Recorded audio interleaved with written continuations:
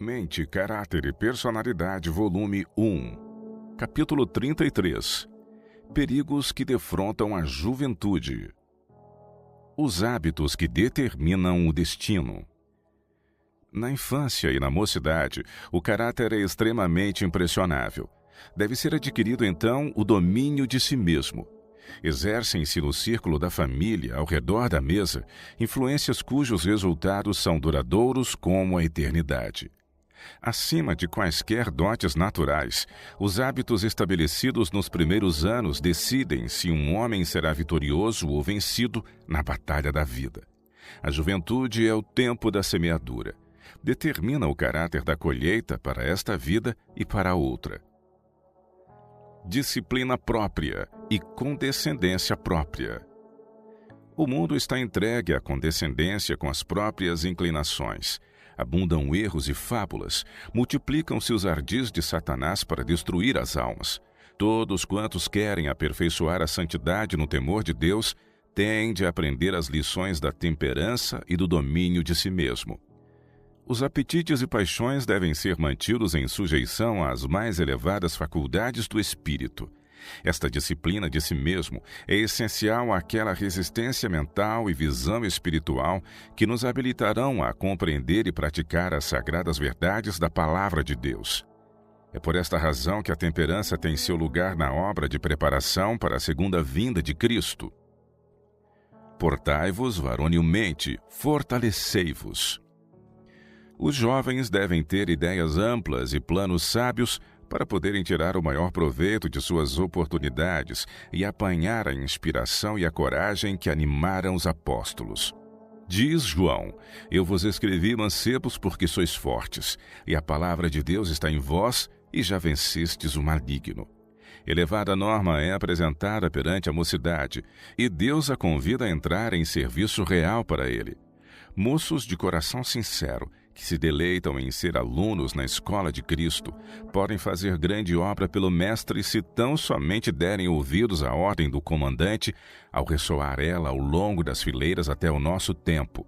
Portai-vos varonilmente e fortalecei-vos. 1 Coríntios 16, verso 13.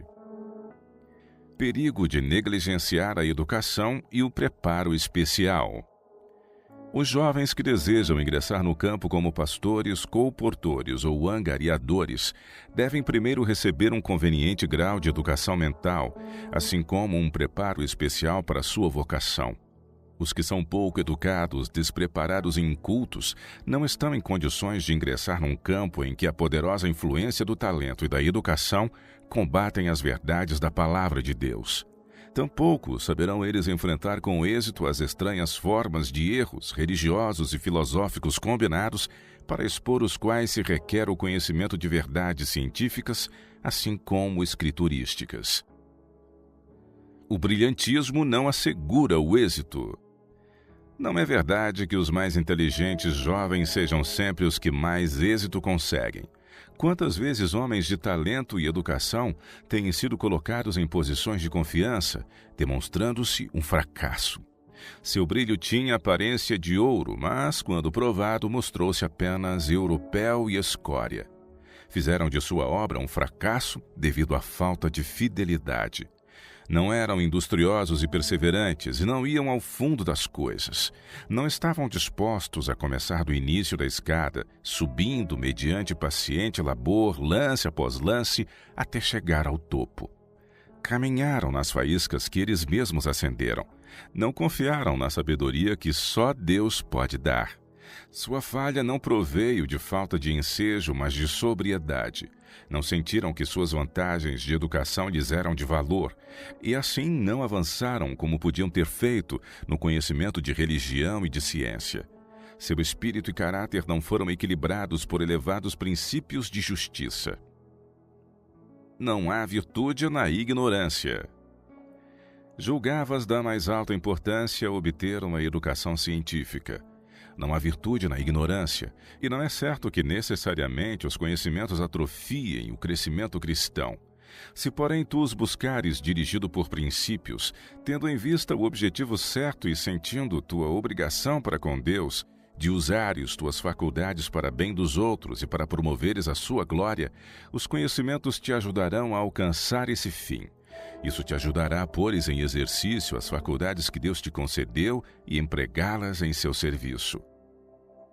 Preferindo o lado da desgraça. A palavra divina julgar-nos-á a cada um de nós no grande dia final. Os rapazes falam acerca de ciência, e sua sabedoria está acima do que está escrito. Buscam explicar os caminhos e obras de Deus de modo a satisfazer a própria compreensão finita. Tudo isso, porém, é deplorável fracasso. A verdadeira ciência e a inspiração se acham em perfeita harmonia. A falsa ciência é um tanto independente da divindade. Não passa de pretensiosa ignorância. Esse enganoso poder tem cativado e escravizado a mente de muitos, os quais preferiram as trevas à luz. Colocaram-se ao lado da incredulidade, como se duvidar fora virtude, indício de elevação de espírito, quando, ao contrário, é sinal de espírito demasiado fraco e estreito para perceber a Deus em suas obras criadas. Não poderiam sondar o mistério de sua providência, ainda que com todas as suas forças o estudassem por toda a vida. E porque as obras divinas não podem ser explicadas por mentes finitas, Satanás traz sobre eles seus sofismas e enreda-os nas malhas da incredulidade. Caso esses duvidosos se ponham em íntimo contato com Deus, ele tornará claros seus desígnios à compreensão deles. Poder destrutivo da dúvida.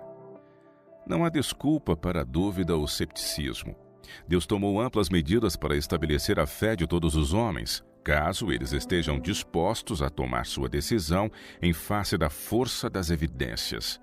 Se, porém, esperam que sejam removidas todas as aparentes objeções, para então crerem, nunca virão a ficar estabelecidos, arraigados e firmados na verdade.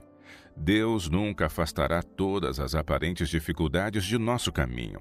Os que desejam duvidar encontrarão ensejo para isso. Os que desejam crer acharão abundância de provas em que basearem a fé. É inexplicável a atitude de alguns, inexplicável mesmo para eles. Estes andam flutuando sem uma âncora, jogados daqui para ali na cerração da incerteza. Bem logo Satanás se apodera do leme e dirige-lhes o frágil batel a seu bel prazer. Ficam sujeitos à sua vontade. Não houvessem essas mentes dado ouvidos a Satanás e não teriam sido enganadas pelos seus sofismas. Houvessem permanecido firmes do lado de Deus e não teriam ficado confundidas e perplexas. Fracasso em pôr em uso prático os conhecimentos adquiridos. Mas, jovens, se embora alcanceis muito conhecimento, deixardes de pôr em uso prático esse conhecimento, deixareis de alcançar seu objetivo. Se ao obterdes educação, vos tornardes tão absortos em vossos estudos, que negligencieis a oração e os privilégios religiosos, tornando-vos descuidosos e indiferentes quanto ao bem-estar de vossa alma, se deixardes de aprender na escola de Cristo, estareis vendendo vossos direitos de primogenitura por um guisado de lentilhas. O objetivo pelo qual estáis adquirindo educação não deve ser perdido de vista por um momento sequer.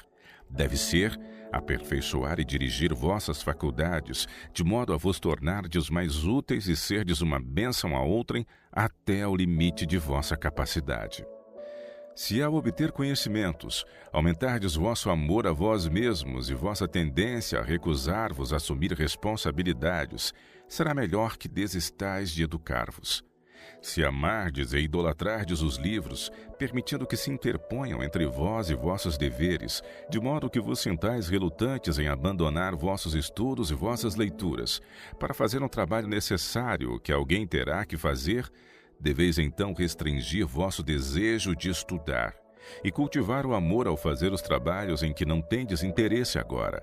Quem for fiel no pouco, será também fiel nas grandes realizações.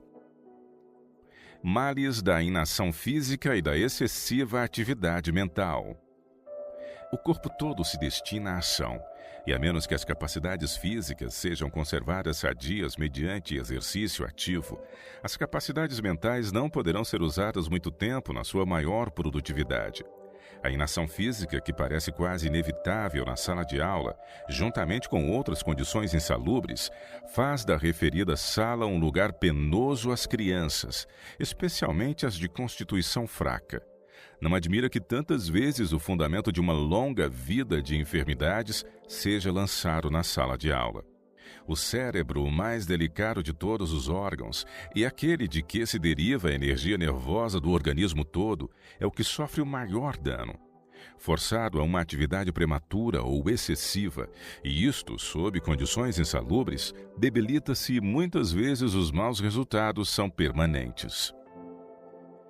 Fugindo a encargos e labuta. Experiência de 2 jovens. Esses jovens têm em casa deveres que passam por alto. Não aprenderam a levar a sério o dever e assumir as responsabilidades domésticas que lhes cabem.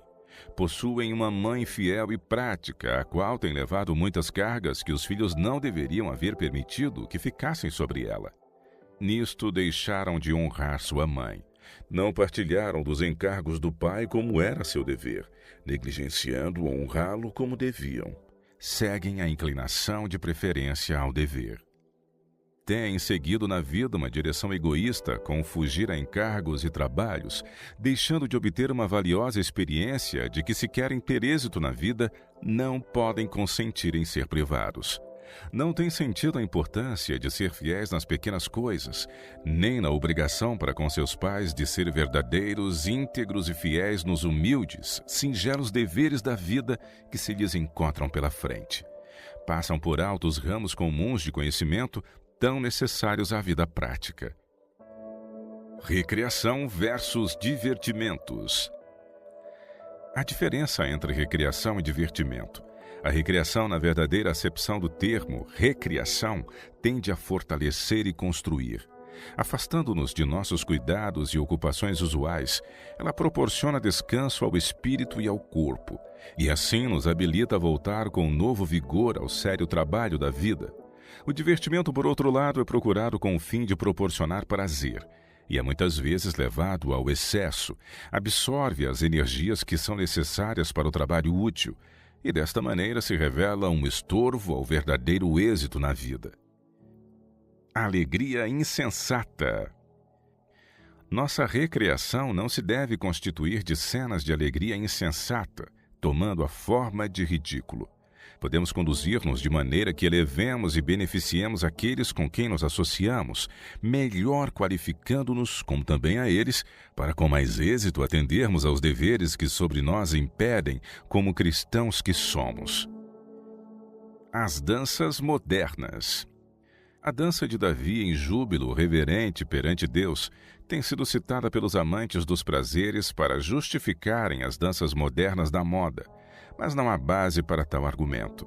Em nosso tempo, a dança está associada com a extravagância e as orgias noturnas. A saúde e a moral são sacrificadas ao prazer. Para os que frequentam os bailes, Deus não é objeto de meditação e reverência.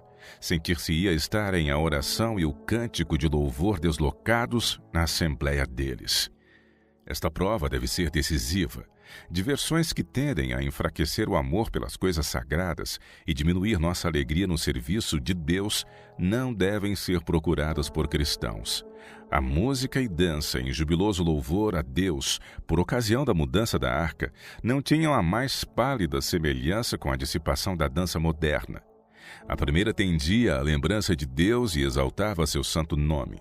A última é um ardil de Satanás para fazer os homens se esquecerem de Deus e o desonrarem. Procurando satisfação em divertimentos e prazeres. O inimigo busca por muitas maneiras desviar-nos o espírito do estudo da palavra. Muitos leva ele a buscar satisfação em divertimentos e prazeres que parecem desejáveis ao coração carnal. Mas os verdadeiros filhos de Deus não procuram sua felicidade neste mundo. Buscam as perduráveis alegrias de um lar na cidade eterna, onde Cristo habita e onde os remidos receberão as recompensas da obediência aos mandamentos de Deus. Estes não desejam as diversões transitórias, baratas desta vida, mas a duradoura bem-aventurança do céu. Pensamentos tolos e conversação fútil. Por que não conservar a mente fixa nas insondáveis riquezas de Cristo, a fim de que possais apresentar a outrem as joias da verdade? É possível fazer isso enquanto condescendermos com um espírito ocioso e desassossegado, sempre a buscar algo que satisfaça os sentidos, algo que divirta e provoque uma risada insensata.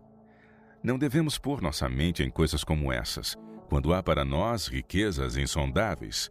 Levará toda a eternidade para compreendermos as riquezas da glória de Deus e de Jesus Cristo. Mas as mentes que se ocupam com leituras frívolas, com contos excitantes ou com a busca de divertimentos, não demoram um pensamento em Cristo, nem podem regozijar-se na plenitude de seu amor. A mente que encontra prazer em pensamentos insensatos e conversação fútil é tão destituída da alegria que vem de Cristo, como eram as colinas de Gilboa, do orvalho e da chuva. A roda viva do excitamento. As cidades modernas estão rapidamente se transformando em Sodomas e Gomorras. Numerosos são os dias de folga, o torvelinho da agitação e do prazer desvia milhares de pessoas dos austeros deveres da vida. Os esportes enervantes, o teatro, as corridas de cavalos, os jogos de azar, as bebidas e as bacanais excitam ao máximo todas as paixões. A juventude é levada de roldão pela onda popular.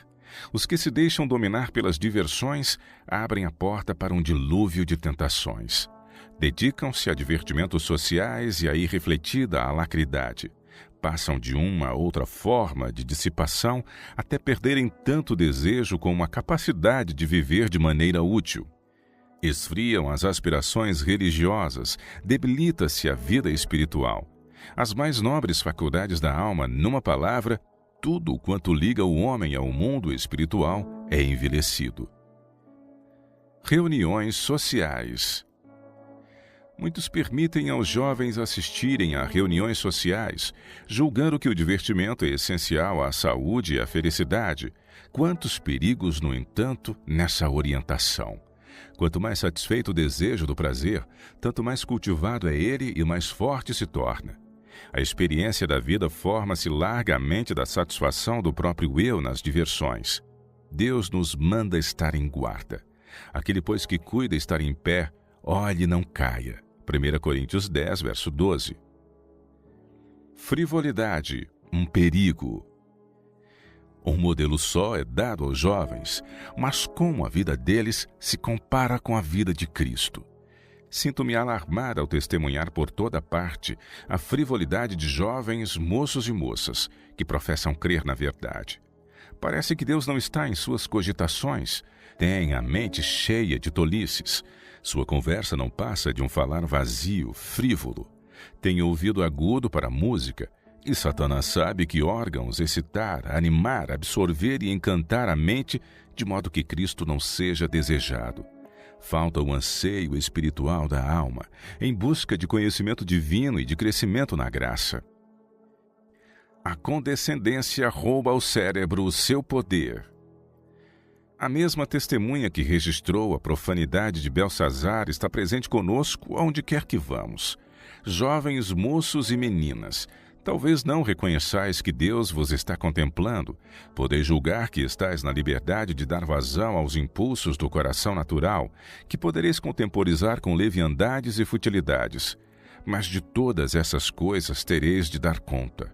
Conforme semeais a vez de colher, e se tirardes os alicerces de vossa casa, roubando ao cérebro a sua nutrição e aos nervos o seu poder, mediante a dissipação e a condescendência com o apetite e a paixão, tereis de prestar contas àquele que diz: conheço as tuas obras. O prazer indiscriminado atrofia a mente. Assim como comer apressadamente o alimento temporal é prejudicial à saúde física, assim o guloso deglutir de tudo que tem a semelhança de prazer atrofia a mente, levando-a a recusar o alimento espiritual que lhe é apresentado. A mente é educada a ansiar pelo prazer como o ébrio anseia pela taça de licor. Parece impossível resistir à tentação. O pensamento sóbrio torna-se de sem sabor porque a apresentação não satisfaz. Não existe nada de aprazível na ideia de ler e estudar as palavras da vida eterna.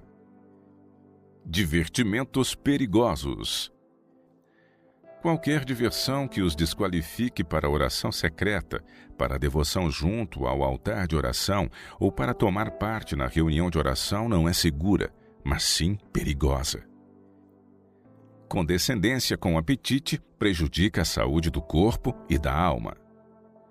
Tomas em consideração, jovem, que ao escolheres teus princípios de ação e submeter o espírito a influências, estás formando teu caráter para a eternidade. Não podes ocultar coisa alguma a Deus. Podes praticar maus atos em segredo, mas não ficam ocultos de Deus e dos anjos. Eles veem esses atos e tens de defrontá-los de novo. Deus não está satisfeito contigo. De ti é exigido estares muito mais adiantado em conhecimento espiritual. Com todos os privilégios e oportunidades que Deus te concedeu, não tens obras correspondentes. Tens um dever para com os outros, e um dever compreendido imperfeitamente será executado imperfeitamente. Há enganos e erros que não só são prejudiciais a ti mesmo, mas ajudam a tornar outros presos a práticas erradas. Tens hábitos alimentares que praticas em detrimento da saúde do corpo como da alma. Teus hábitos têm sido intemperantes, segundo os hábitos e costumes do mundo, e tua saúde tem sofrido por tua contemporização com o apetite.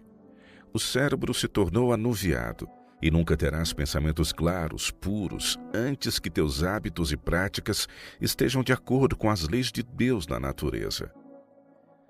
Fugir das tentações. Evita cair em tentação. Quando tentações te cercam e não podes controlar as circunstâncias que te expõem a elas, então podes reclamar a promessa de Deus e com confiança e consciente poder exclamar: tudo posso naquele que me fortalece. Filipenses 4, verso 13. Existe força para todos vós em Deus, mas nunca sentireis necessidade dessa força que só pode salvar-vos, a não ser que sintais vossa fraqueza e pecaminosidade. Jesus, teu precioso Salvador, chama-te agora para tomar posição firme, sob a plataforma da eterna verdade. Se sofreres com Ele, Ele te coroará com glória em seu reino eterno. Se estás disposto a tudo sacrificar por Ele, então Ele será teu Salvador. Se, porém, preferires seguir teu próprio caminho, continuarás a andar em trevas até que seja tarde demais para assegurar-te da recompensa eterna. Entreter ambições justas.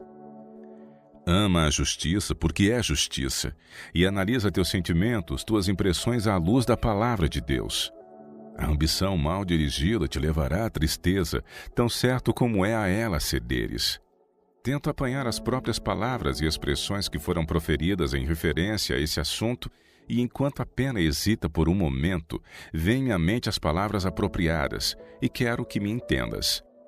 Entretenha uma ambição que traga glória a Deus, porque é santificada pelo Espírito Santo. Deixa que o óleo santo que procede dos 2 ramos de oliveira arda com santo brilho sobre o altar de tua alma. A obra desses 2 ramos de oliveira representa a riquíssima comunicação do Espírito Santo.